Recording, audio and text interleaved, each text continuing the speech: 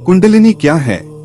कुंडलिनी हमारे शरीर में मौजूद एक ऐसी शक्ति होती है जिसे पा लेने के बाद हमारा जीवन पूरी तरह से बदल जाता है। यह शक्ति हर एक मनुष्य के शरीर में होती है, पर यह हमारे शरीर में सोई हुई अवस्था में होती है। कुंडलिनी शक्ति प्राप्त करने के लिए पहले हमें अपने शरीर में स्थित कुंडलिनी को जागृत करना होता है।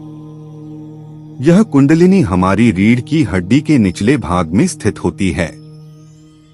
हमारी रीढ़ की हड्डी के निचले भाग में एक मांस का गोला होता है और उस मांस के गोले के अंदर एक और शिवलिंग के आकार का मांस होता है, जिसके चारों तरफ एक मांस का टुकड़ा 3 बल खाए हुए होता है और जिसका एक सिरा नीचे की तरफ झुका होता है। कुंडलिनी जागृत करने के लिए हमें इसी अगले सिरे को ऊपर की ओर उठाना होता है। यह ऐसी स्थिति में होती है जैसे कि कोई सांप कुंडलिनी मारकर बैठा होता है, इसीलिए इसे कुंडलिनी का नाम दिया गया है। कुंडलिनी शक्ति कैसे जागृत की जाती है? कुंडलिनी जागृत करने के लिए सबसे आसान और सुरक्षित तरीका ध्यान है। हम अपनी कुंडलिनी शक्तिपात के द्वारा भी जागृत कर सकते हैं। शक्तिपात द्वारा कुंडली जागृत करने में होता यह है कि हम किसी ऐसे व्यक्ति जिसकी कुंडली पहले से ही जागृत हो चुकी हो की शक्ति की सहायता से अपनी कुंडलिनी जागृत करवा लेते हैं। कुंडलिनी जागृत करने का यह तरीका सही नहीं होता, क्योंकि इसमें हमारी कुंडलिनी के एकदम से ऊपर उठने पर निचले और ऊपर के मांस के बीच बहुत जगह रह जाती है। बाद में यह जगह जल्दी ना भरने के कारण हमारी कुंडलिनी इधर या उधर को सरक जाती है, जिस वजह से हमें आगे जाकर परेशानी आती है। इसीलिए ध्यान कुंडलिनी जागरण के लिए अति उत्तम है, क्योंकि ध्यान करने पर हमारी कुंडलिनी अपनी जगह से हर एक दिन एक सर के बाल बराबर ऊपर उठती है और मांस भी साथ भरता चला जाता है। लेकिन ध्यान से कुंडलिनी जागृत करने में ज्यादा समय लगता है। यह समय कम से कम 6 माह या 1-2 साल का हो सकता है। इस तरह पूरी तरह से कुंडलिनी के ऊपर उठने को कुंडलिनी जागृत होना कहा जाता है। जब ध्यान करने से ये कुंडलिनी पूरी तरह से ऊपर उठ जाती है तो ये एक तरह का तरल पदार्थ ऊपर की ओर हमारी सुषुम्ना नाड़ी में भेजती है। यही तरल पदार्थ शरीर में ऊर्जा का संचार करता है। इस तरह ध्यान करने से हमारे शरीर के अंदर इस ऊर्जा का एक चक्र शुरू हो जाता है, जो कि कुंडलिनी के अंदर स्थित 7 चक्र से होता हुआ और उन्हें जागृत करता हुआ आखिरी 7वें सहस्त्रार चक्र तक पहुंच जाता है और ब्रह्म ऊर्जा से जाकर मिल जाता है और वहां से ज्ञान और शक्तियों का आदान प्रदान शुरू हो जाता है। कुंडलिनी जागृत होने से हमारे शरीर में जो 7 चक्र जागृत होते हैं उनकी अपनी अलग विशेषताएं और शक्तियां होती है। यह 7 चक्र है। पहला, मूलाधार चक्र। मूलाधार चक्र जो कि हमारा पहला चक्कर है, इसके जागृत होने पर हमें अपनी मूल जरूरतों की सभी चीजें प्राप्त हो जाती हैं। इस चक्र का रंग लाल होता है।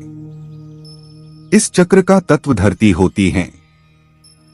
इस चक्र को जागृत करने के लिए हमें लाल रंग और धरती के संपर्क में रहना चाहिए। दूसरा, स्वाधिष्ठान चक्र। स्वाधिष्ठान चक्र जो कि दूसरा चक्कर है, इसकी प्राप्ति से हमें रचनात्मक शक्तियां मिलती है। इस चक्र का रंग संतरी होता है। इस चक्र का तत्व पानी होता है। इस चक्र को जागृत करने के लिए हमें संतरी रंग और पानी के संपर्क में रहना चाहिए। तीसरा, मणिपुर चक्र। हमारे तीसरे मणिपुर चक्र से हमें आत्मविश्वास की शक्ति मिलती है। इस चक्र का रंग पीला होता है। इस चक्र का तत्व अग्नि होती है। इस चक्र को जागृत करने के लिए हमें पीले रंग और अग्नि के संपर्क में रहना चाहिए। चौथा, अनाहत चक्र। चौथे अनाहत चक्र से हमारे अंदर प्रेम, दया, करुणा जैसी भावनाएं उत्पन्न होती है। इस चक्र का रंग हरा होता है। इस चक्र का तत्व हवा होती है। इस चक्र को जागृत करने के लिए हमें हरे रंग और हवा के संपर्क में रहना चाहिए। 5वां, विशुद्धि चक्र। जो हमारा 5वां चक्र है, विशुद्धि चक्र, इसके जागृत हो जाने से हमें अद्भुत वाणी प्राप्त होती है। इस चक्र का रंग नीला होता है। इस चक्र का तत्व आकाश होता है। इस चक्र को जागृत करने के लिए हमें नीले रंग और आकाश के संपर्क में रहना चाहिए। 6वां, आज्ञा चक्र। कुंडलिनी जागरण का सबसे महत्वपूर्ण चक्र है हमारा 6वां चक्र, जो कि है आज्ञा चक्र। इस चक्र के जागृत होने से हमें बहुत सारी शक्तियां मिल जाती है, जैसे कि अचानक अद्भुत ज्ञान, दिव्य दृष्टि, दिव्य वाणी का प्राप्त होना, अचानक से ज्योतिष विद्या, हस्तलेख विद्या, अंक ज्योतिष विद्या, हस्तरेखा विज्ञान, टेलीपैथी, टैरो कार्ड रीडिंग, अद्भुत शक्तियों का मिल जाना, भविष्य में होने वाली घटनाओं का पूर्ण ज्ञान होना, किसी के भी मन की बात जान लेना, किसी भी बीमारी के इलाज का पता चलना या किसी भी वैज्ञानिक खोज आदि का अपने आप ही पता चल जाना, किसी भी ग्रंथ, भगवान की तस्वीर, यंत्र, मंदिर या जगह आदि में छिपे गूढ़ रहस्यों का अपने आप ही ज्ञान हो जाना, किसी का भी अपनी मानसिक शक्ति के द्वारा या प्रार्थना के द्वारा इलाज करवाना, अपनी अंतरात्मा की आवाज सुनाई देना और उसके द्वारा मार्गदर्शन पाना आदि। 7वां, सहस्त्रार चक्र।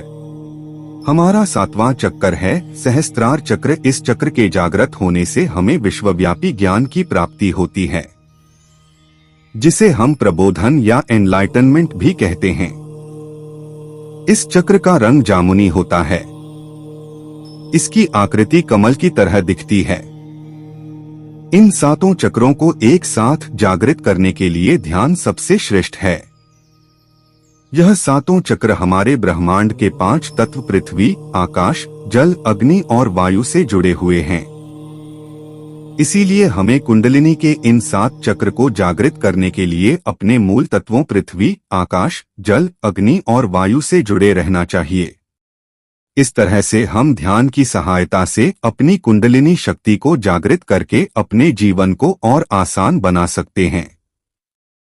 तो दोस्तों, आशा करता हूं कि आपको यह वीडियो पसंद आया होगा और अंत तक बने रहने के लिए आपका शुक्रिया। तो चलिए मिलते हैं नेक्स्ट वीडियो में।